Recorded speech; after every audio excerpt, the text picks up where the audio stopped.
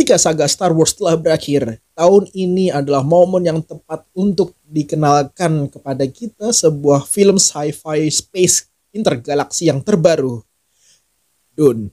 Sebelum mulai review, boleh kali subscribe channel ini dan follow sosmed aku biar makin semangat bikin kontennya. Perlu diingatkan bahwa tidak terima komentar negatif atau ngajak ribut karena pasti langsung kena blok. You need to face your fears. Come with me.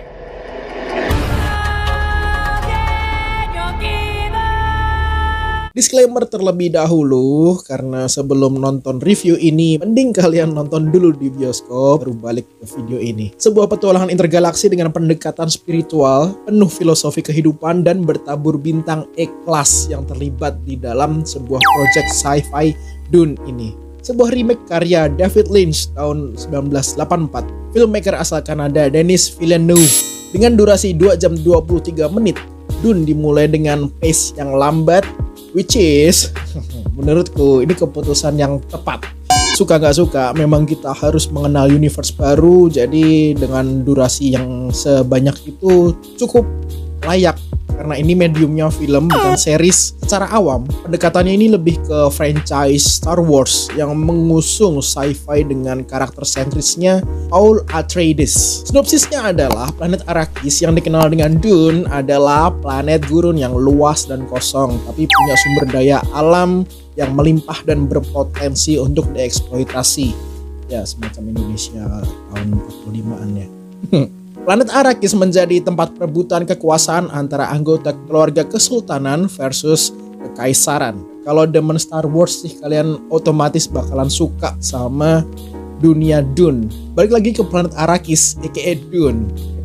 Dune adalah satu-satunya tempat dengan sumber daya alam spices atau rempah-rempah yang paling berharga di seluruh galaksi. Dune ditinggali oleh rakyat aslinya bangsa Fremen. Mudahnya kita lihat dengan orang yang bermata biru, itu adalah bangsa asli Dune, bangsa Fremen. Paul Atreides yang bisa dibilang sama seperti Jedi yang punya specialty ilmu telekinesis.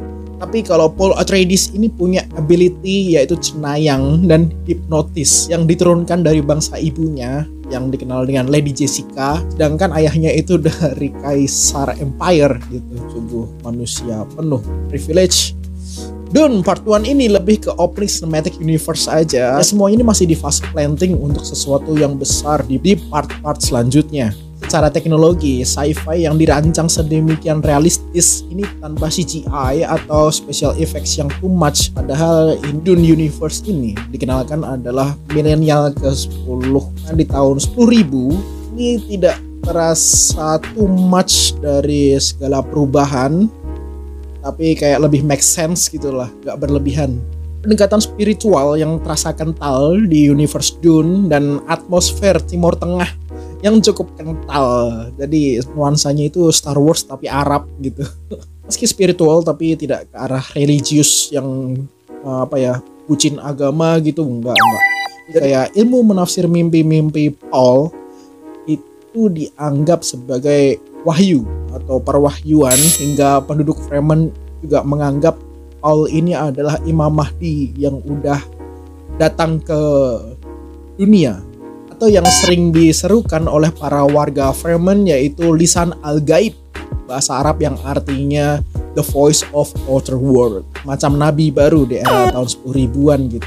Sci-fi space karya Denis Villeneuve ini sukses mengkombinasikan visual luar biasa cantik dengan scoring mewah karya Hans Zimmer.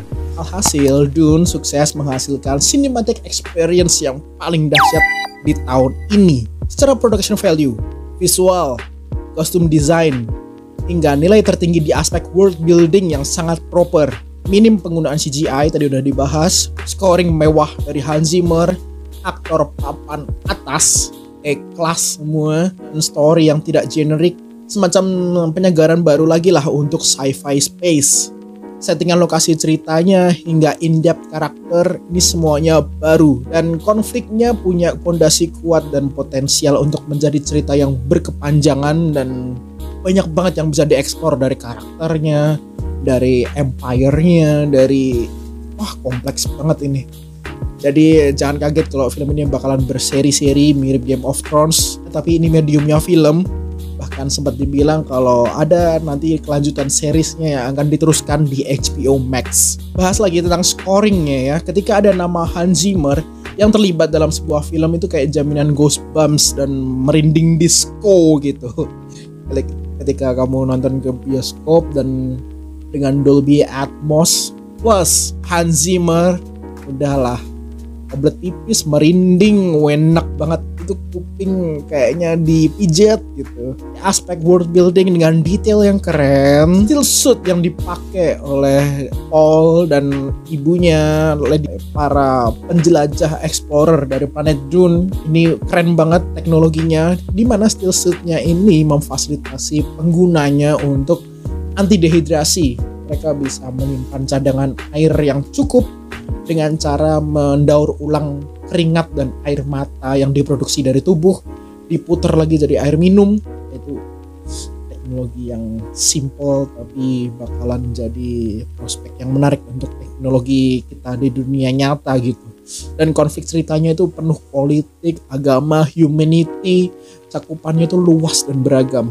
Lalu imajinasi kita tentang dunia tahun 10 ribuan itu bisa digambarkan dengan apik, seolah hidup kita di masa depan tuh kayak balik lagi ke titik nol, dimana di tahun segitu, di masa depan itu akan muncul kita kepercayaan sama sosok manusia atau tokoh yang dianggap nabi, sosok Imam Mahdi yang muncul ke bumi, ke dunia, itu benar adanya atau enggak.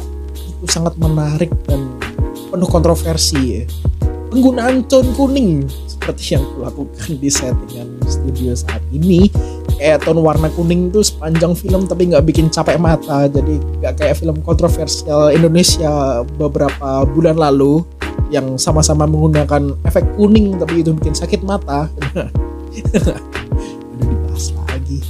Dan di sini di Dune itu lebih sinematik dan nggak bikin capek mata gitu.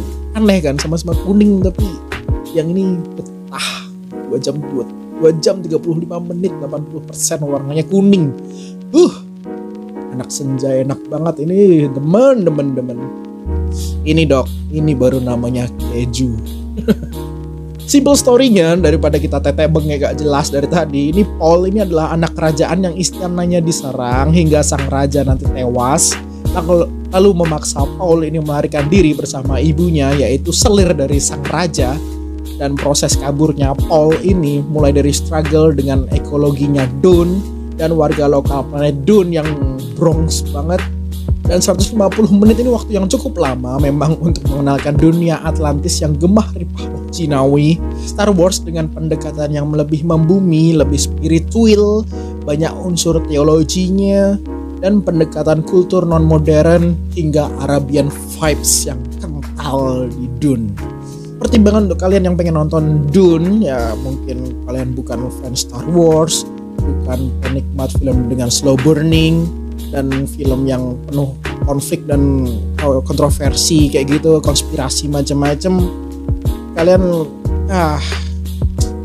sayang banget dilewatkan karena film slow burning yang nggak terlalu dar-der-dor ini walaupun kalem, penuh misteri dan durasinya relatif panjang. Ya pokoknya persiapkan badan dan pikiran kalian untuk nonton film ini. Persiapkan aja lah ya, jangan keadaan capek gitu. Kalian punya bekal yang cukup kuat untuk melakukan perjalanan panjang di planet Arrakis aka Dune yang kita bahas. So jangan ngerasa ragu untuk nonton Dune. Harus dan wajib nonton di bioskop untuk mendapatkan cinematic experience terbaik tahun ini. So bye-bye.